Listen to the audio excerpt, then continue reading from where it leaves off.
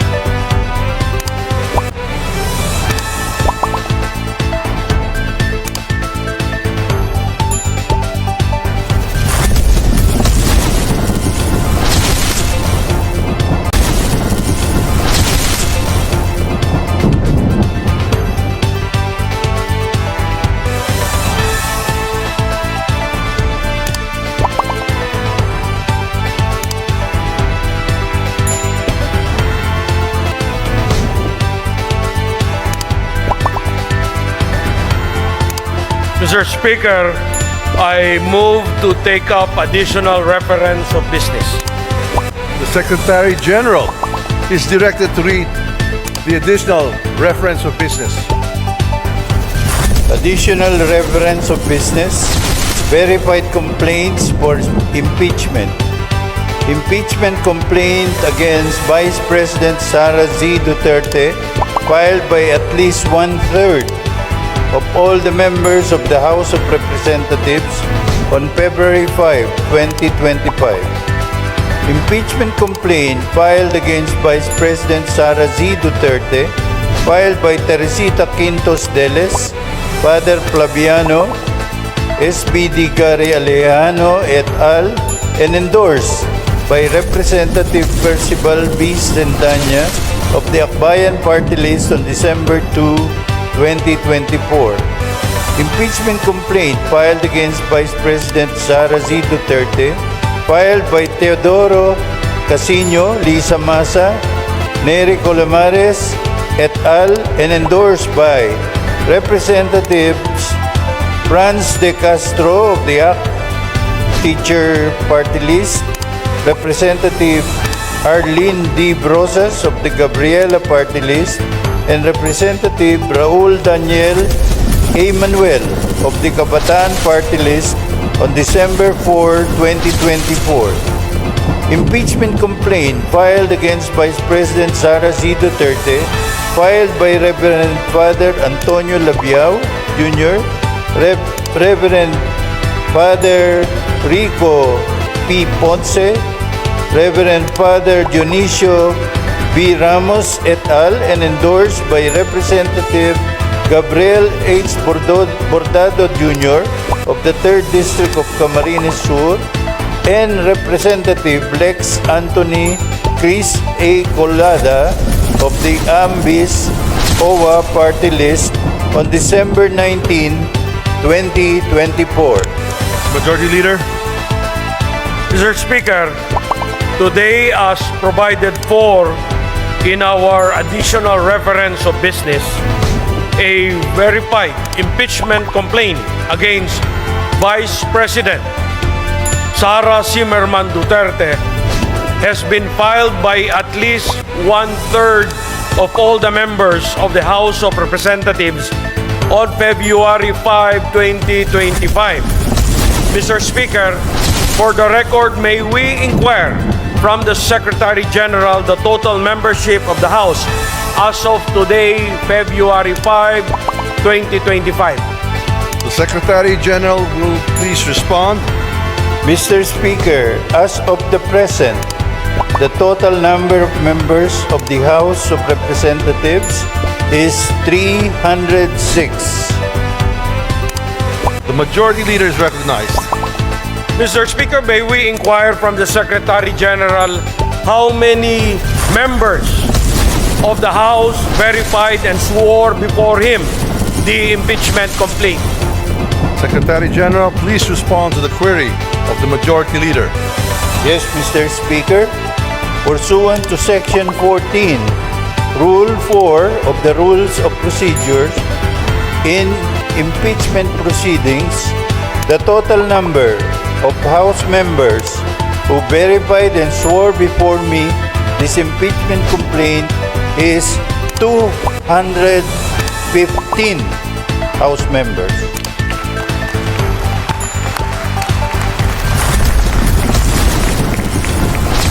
The Majority Leader is recognized. Mr. Speaker, may we know what is 1/3 of the total number of the members of the House? The Secretary General will please respond. Mr. Speaker, 1/3 of the total number of members of the House is 102. The Secretary General has responded to the query of the Majority Leader. The Majority Leader is recognized. Mr. Speaker, for the record, in consonance with the Constitution on Article 11 on accountability of public officers, particularly Section 3, Paragraph 4, and pursuant to Section 14, Rule 4 of the Rules of Procedure in impeachment proceedings, which provides as follows. Section 14, endorsement of the complaint resolution to the Senate. A verified complaint resolution of impeachment filed by at least 1/3 of all the members of the House shall constitute the articles of impeachment. And in this case, the verified complaint resolution shall be endorsed to the Senate in the same manner as an approved bill of the House. Considering that the Secretary General has certified that at least 215 members of the House of Representatives have verified and swore before him the said impeachment complaint against Vice President Sara Duterte, and consistent with our rules, I move that the Secretary General be directed immediately to endorse the same to the Senate. There is a motion to direct the Secretary General to immediately endorse to the Senate the impeachment complaint, having been filed by more than 1/3 of the membership of the House, or a total of 215 members. Is there any objection? The Chair hears none. The motion is approved. The Secretary General is so directed. The session is suspended.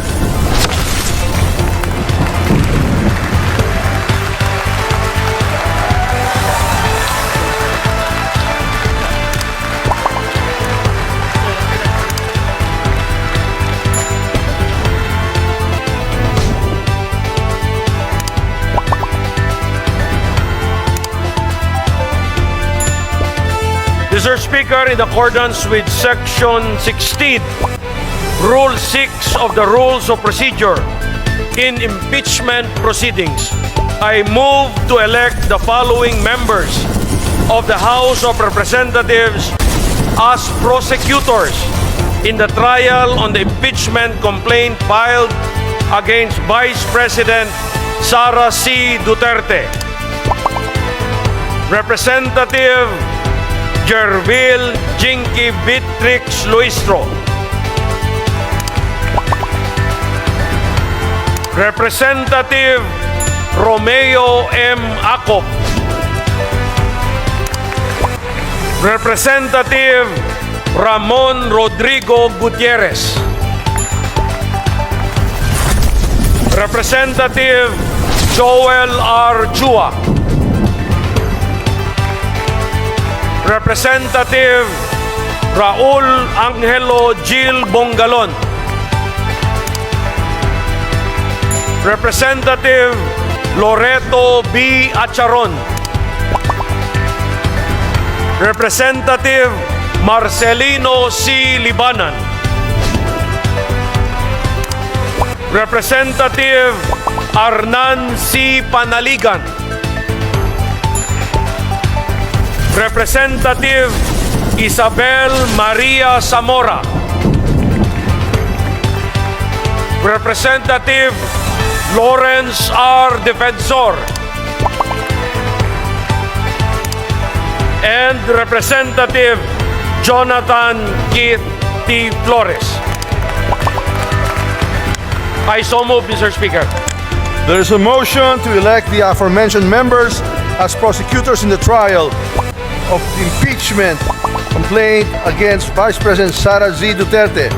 Is there any objection? The chair hears none. The motion is approved.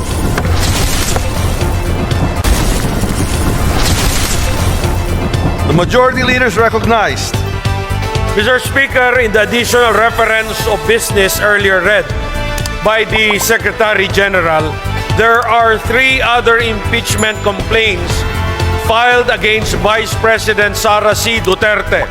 These are the impeachment complaint filed by Teresita Quintos Deles, Father Flaviano Villanueva, Gary Alejano et al. And endorsed by Representative Percival Sedanya of Akbayan Party List on December 2, 2024.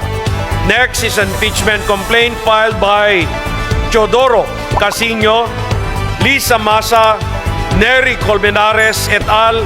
And endorsed by Representative Franz L. Castro of ACT Teachers Party List, Representative Arlene Brosas of Gabriela Party List, and Representative Raul Daniel Manuel of Kabataan Party List on December 4, 2024. And the last one, Mr. Speaker, the third one, impeachment complaint filed by Reverend Father Antonio Labiao Jr., Reverend Father Rico Ponce, Reverend Father Dionisio Ramos et al. And endorsed by Representative Gabriel Bordado Jr. of the 3rd District of Camarines Sur, and Representative Lex Anthony Chris Colada of Ambis OWA Party List on December 19, 2024. Pursuant to our rules of procedure in the impeachment proceedings, considering that the plenary has already transmitted to the Senate the impeachment complaint filed by 215 members on February 5, 2025, that is today, I move that the 3 other impeachment complaints filed on December 2, 2024, December 4, 2024, and December 19, 2024 be transmitted to the archives. I so move, Mr. Speaker. There is a motion to transmit to the archives the aforementioned 3 impeachment complaints filed last December 2, 4, and 19, 2024. Is there any objection? The chair hears none. The motion is approved. These impeachment complaints are transmitted to the archives.